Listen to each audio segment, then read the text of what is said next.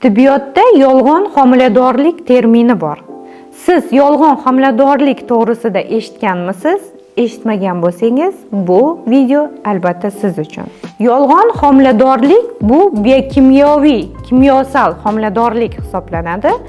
Bunda asosan homiladorlik yuzaga kelmoqchi bo'ladi, lekin homiladorlik o'rniga hayz keladi va ayol kishi homilador bo'lmaydi. Qanaqa yuz beradi?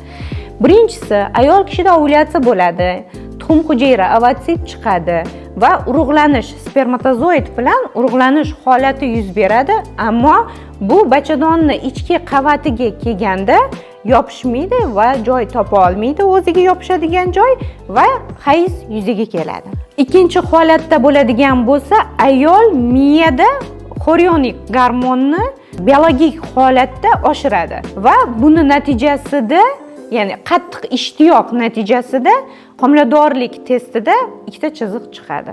Bu yolg'on biokimyosal homiladorlik hisoblanadi. Bundan tashqari buni yana ikkita sababi bo'lishi mumkin. Tuxum hujayra yoki spermatozoidning sifatining buzuqligi, ikkinchisi bachadon ichidagi har xil patologiyalar, ya'ni kasalliklar oqibatida ham biokimyosal homiladorlik yuzaga kelishi mumkin.